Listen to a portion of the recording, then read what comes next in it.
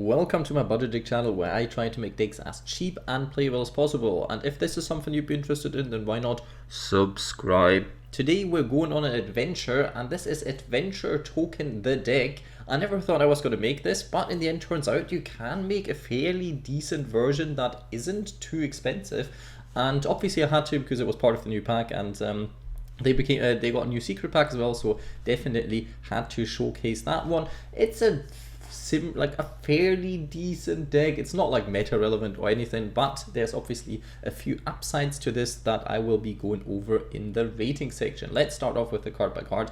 We have Ash Blossom and Impermanence in here because you get these cards basically for free, so don't count them towards the Ultra account because you get them in the Master Pack bundles at one, and they are just very, very important for disruption, and in general if you want to be going second, or if you have to be going second, then that can be very helpful. We run one Water Enchantress. Obviously you want to run three if you had three, if you have access to three, but you can't because it is limited, so a bit annoying. I think the ratios of this engine are a lot better in different kind of games, like TCG for example. I think the ratios are still a bit better, but not 100% sure. 2 Magical Warrior. I would want to either play 1 or 3, but I felt like 2 in the end was kind of the sweet spot because the effect is it's okay, but it can special summon itself, which can be quite helpful for one of the other tech cards that I'll be running later on. And the fact that I can search a trap card isn't too bad, and you kind of want some of the adventure names as well for certain other plays, so I felt like 2 actually worked the best, but you can cut it down to 1 if you feel like you have other stuff you want to be including, or you can put it up to 3 if you really want to knuckle down on the whole adventure package. But yeah, the effect of this card, not all that great, but you can special summon it. It can search a trap, so that's quite nice. And at the end of battle, if your monster that mentions adventure token battled, you can set 1 trap, so it works for multiple different ones. But I think this one is the attack point strongest monster that mentions adventure token, so there's that. Weirdly, the adventure token itself should not work with that one. I don't know if like mentions it means if it's in the name, and it's called adventure token, so I don't know if that's how it works or if that's not how it works. Didn't come up so far, so there is that. We have Celestial Apparatus Tessia, one of the newer cards if I'm not mistaken, and that can also special summon itself. They all don't want to normal summon themselves. If you control a adventure token, you can all special summon them, and then it works well with some of the effects that stop you from using the effects of normal summoned monsters this turn, which is I think just this one, but yeah, we have that. Then you can reveal 1 card in your hand that mentions adventure token and add 1 spell that mentions the adventure token from your deck to your hand. That's not a normal spell, so you cannot search Rite of Aramis here. That's basically why this card exists, so you can't go into that kind of engine, but you can go into Fateful Adventure, you can go into Curse of Aramatir, so there is that. Not too bad, it's quite nice. And then you cannot special summon monsters the rest of the turn you activate this effect, or the turn, not even the rest of the turn, the whole turn. So this is why this card is not part of the normal adventure engine. This card is mainly here for the pure deck. Quite a nice searcher, and you really do need the searchers if you're trying to keep the deck as cheap as possible, and also because yeah, the adventure engine is quite limited, so we do need that anyway. 1 Wandering Griffin Rider, because we're trying to search out this card mainly with Fateful Adventure. You usually want to be running like 2 or 3 if I'm not mistaken, just because of the fact that it's a negate, and if you draw it you can just special summon it from your hand, so why wouldn't you want that? Obviously in a budget deck we cut it down, but every time you use its effect it shuffles itself back into the deck, which is quite good, so you can keep this up at least semi-often, so that's quite good for the budget variant, that at least we don't lose out on this card as soon as it gets the effect, but we can recycle this a bit by its own effect, so that is not too bad. 2 Illegal Knight, you can obviously use like 2 Griffin Rider and 1 Illegal Knight, but I felt like since this card doesn't recycle itself, I kind of wanted 2. It gives control of itself to your opponent, which funny enough obviously helps if you have Draco back, because then theoretically during your turn you could get rid of 2 cards on your opponent's field and then give that card back to your hand, then you have it again for the next turn. So that's like a combo I want to say that you have. Other than that, yeah, it's a bit unfortunate sometimes, but bouncing 2 cards can be very, very strong. It's targeting obviously, so not always the best, but I still like the card. You could cut it down to 1 and just live off 1 disruption plus hope you draw into some of the other ones, so in the end it's still fine at 1 if you want to, but I feel like 2 was a bit better, even though it costs a bit more, but obviously this deck is trying to be cheap while still being as playable as possible. So this is why. 2 of Illegal Knights. Then my kind of answer to what some other people might be playing, like Amano Iwato. I've seen Jaugen being played as some kind of, well, you can somewhat protect it, it's battle protected, and if your opponent can't special summon, then they can only normal summon anyway, and if you then have the 1 battle protection, they just cannot special summon.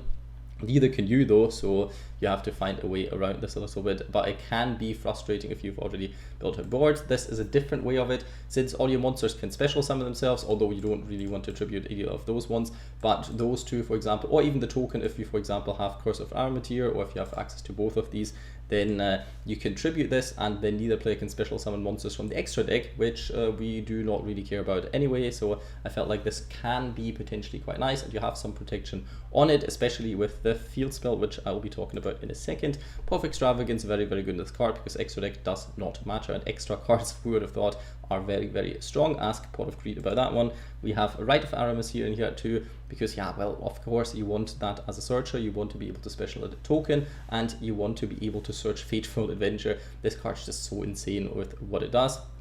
So definitely very important. And then you cannot activate effective monsters on the field the turn you activate this card, except special summon one. So yes, that's why there's no good normal summons in here when it comes to this, because you couldn't activate that as well. Cards to mention: Foolish Burial you could use here because you want to be sending Water Enchanters to the graveyard, because the effect of this card works from your hand or your graveyard, that you banish it, and then you can get 1 Rite of Aramis here. So that is why you could be playing Foolish Burial as well, or theoretically, if you want to keep it as cheap as possible and budget value wise as good as possible, you could cut 1 Rite and then play 1 Foolish Burial instead, because Burial you will need in some other decks, this card kind of as well, but I'll get to that in a bit.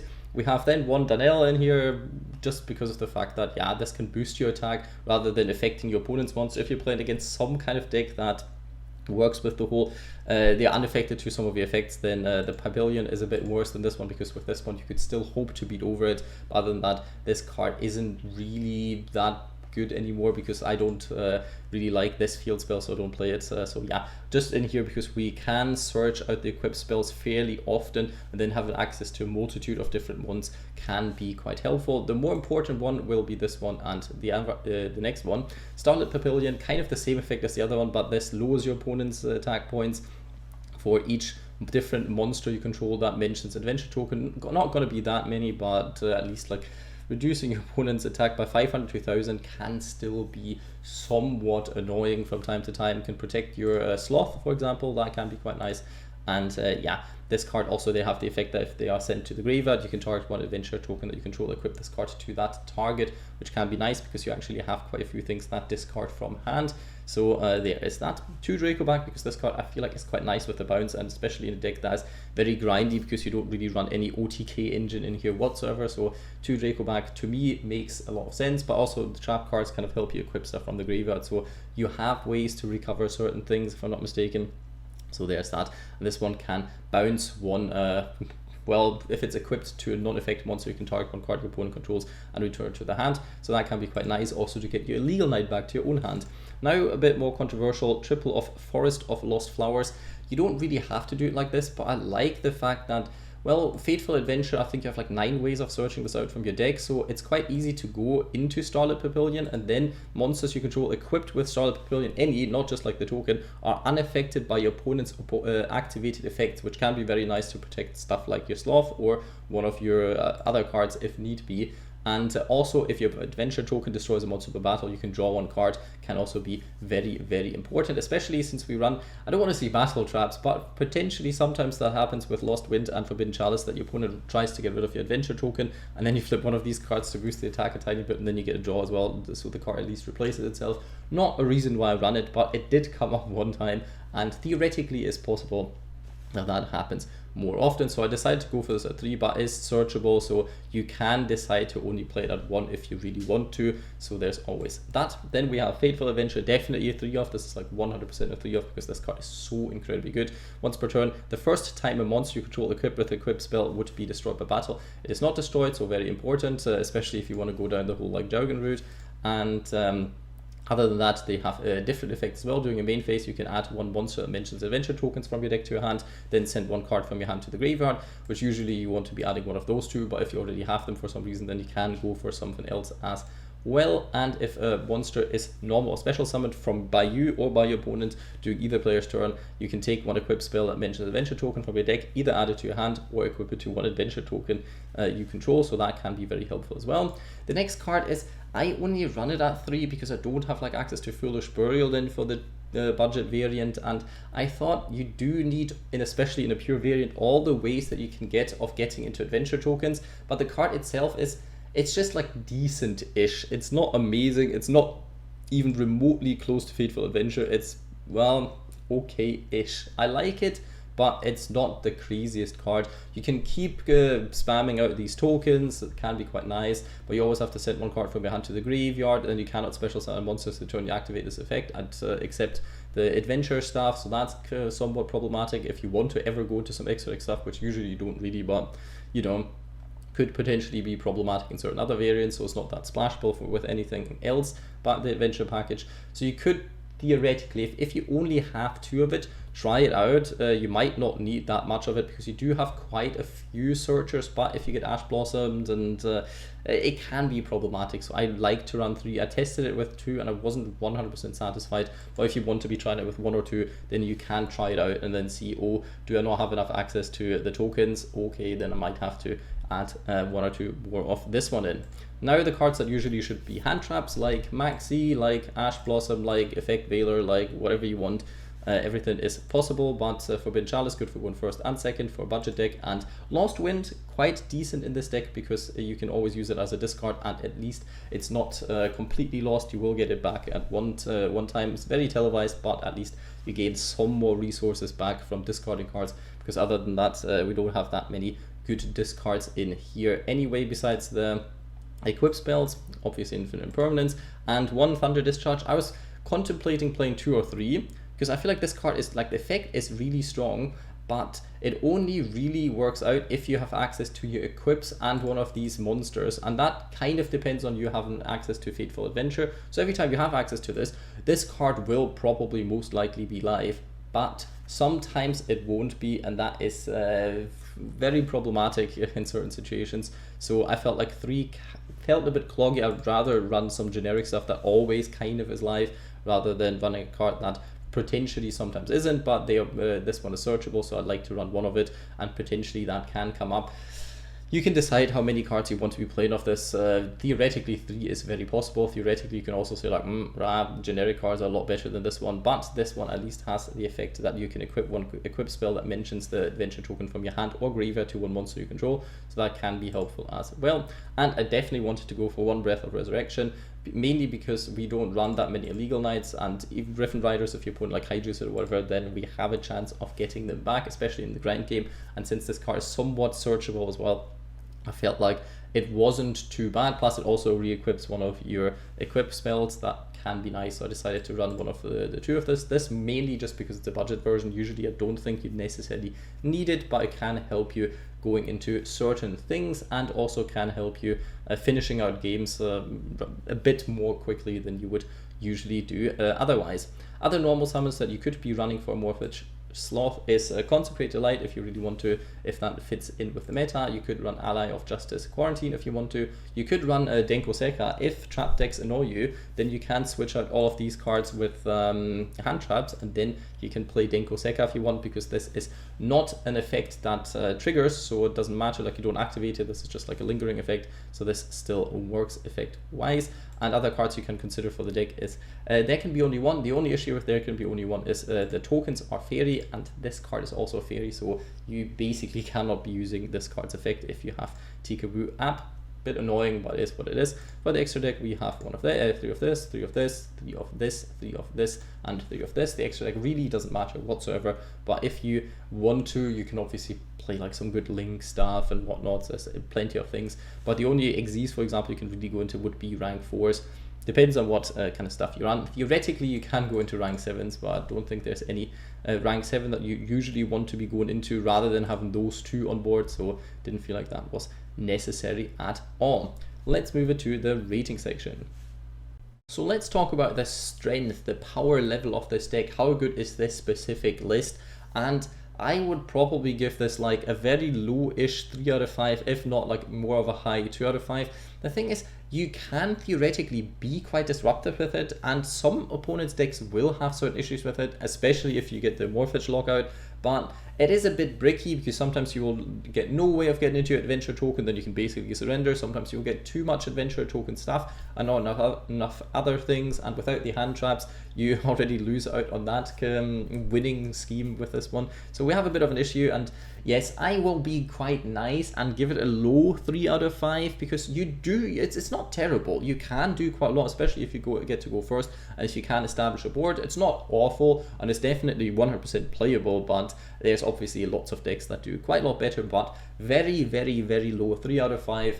Just to be a bit nice because I kind of like the theme of it all, and then there's that. Talking about consistency, I'd probably give this a lowish 3 out of 5 as well because it has lots of consistency cards. We obviously run the pot card, we have plenty searchers, like 12 searchers, that sort of stuff, but the issue is it's like with any other deck that really relies on one specific thing and getting into that specific thing. Sometimes you won't, and sometimes your opponent will stop you from doing so, and then the deck basically does nothing. So yes, the consistency is there. The deck has lots of consistency cards, but you will not a lot of the time, but there will be plenty of times where you won't be able to do what you really want to be doing. And with some decks that's very painful, and with some decks it's not. And this is one of the decks where it's really painful if you can't get to do exactly what you want to be doing. So yeah, keeping it at a low 3 out of 5, but it's still like, it's not inconsistent. It's just not as consistent as certain other meta decks, certain other like very good decks that might not have the crazy power level, but at least the consistency this one does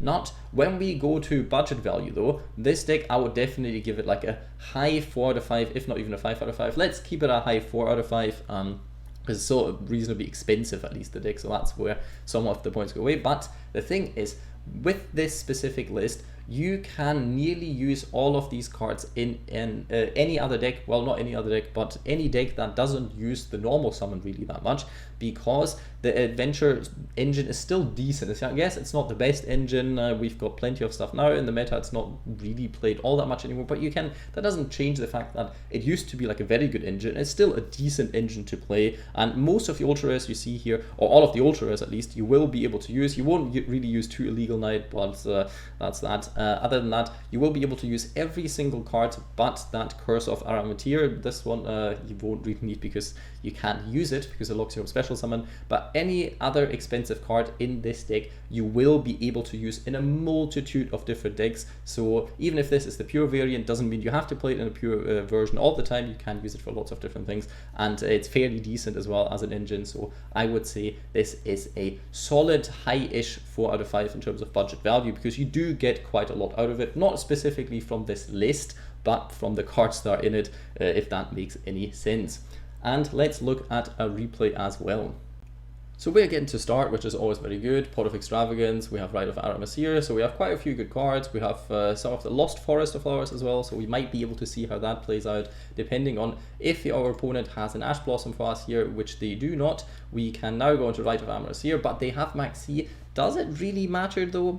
We shall see, we shall find out. Obviously they get 1 draw because we summoned 1 token here, which we really have to. Then we can go into the adventures, and the good thing is, first of all, we have 2 of this that usually you'd want to be using, but I felt like I don't get that much value out of using them right now, rather than giving them another card draw with the whole Maxi thing. And when I normal summon it, since I used the right, I can't use this card's effect anyway, so it didn't really make that much sense, so I discarded 1 of them. And the good thing about the Griffin Rider, and I think Illegal Knight as well, is you can special summon them during your opponent's turn, because it's a quick effect. Not only the negate is a quick effect, but also the special summon is a quick effect, so we can still do that. And since we control an adventure token, we have no issues with this one. We will be able to get, during our turn, during our opponent's turn, the Papillion at least equipped to this one. So we have the attack, lowering the opponent's attack, which can be helpful, and we have the protection for a token that protects it by card effects, which is also not too bad, plus 2 set Forbidden Chalices, which obviously will be coming in somewhat handy, and 1 negate. So like you see, it's not like an amazing board, but it's decent, it can be played, it's okay, and the grind game can be somewhat nice as well. They are playing Sword Soul, they are searching for Moye here. I thought this is a good point to some of this and equip this. They are going for some other plays here. I guess they could do certain things with that, but I thought, well, they had to add Moye, so I hope they do not have the general in here, but in case they do, let's not burn the Griffin Rider just yet. Let's get rid of that card and hope they don't have anything else. Then they go into the Monk. Monk doesn't really do much, but now they go into Shaman, and I thought here, what can they actually get back from the graveyard? Anything that really matters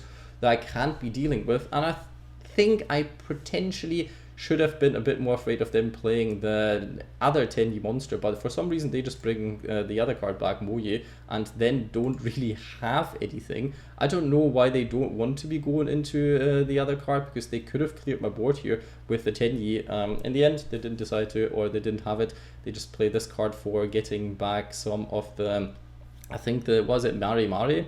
Don't know what it is, but yes, I could have stopped this obviously with Forbidden Chalice, but I thought, what could happen if they bring it back? Well, they could have gone into the 10 and then just get a Griffin Rider, and that would have been a bit problematic.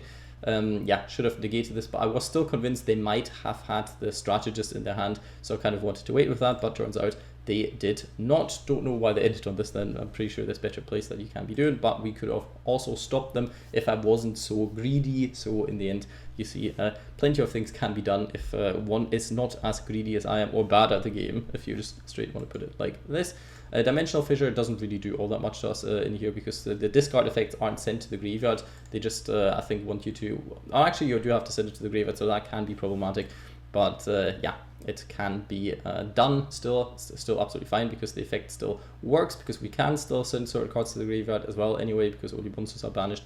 So that is still fine, and that is when they concede. So you can see we can build up some stuff. We do have some form of grind game here as well. If you have the right up, you can keep getting new monsters. Yes, you don't gain advantage with it, because you still have to discard cards, but it doesn't really overly matter. You can keep equipping, then you can keep sending cards your opponent controls, especially extra deck monsters, back to the hand / the extra deck then, and you keep getting the negate as well, or legal knight, depending on what you have to deal with, and then your token can potentially go in for damage.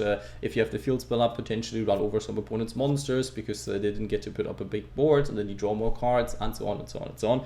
It can be nice, but it's not always the best deck. If a Morphage comes in, then you shut down most extra decks, but there's still things like Labyrinth around and whatnot who don't really care about this, and as most budget decks, you will have a hard time dealing with back row decks in general, because they just outgrind you, because you don't have an answer to it, because you'd have to play Happy's Feather Duster, Lightning Storm, something like this to blow them out, and then otherwise you could get more into the game. But since that isn't the case, that is one of the biggest weaknesses of most budget decks. Sadly, it is what it is.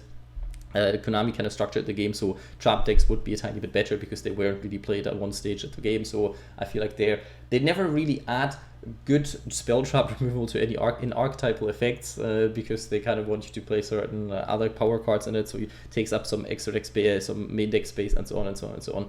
But yeah, it is what it is. Hope you enjoyed the deck profile. Leave a like, comment, subscribe, but most importantly, I hope you have a nice day.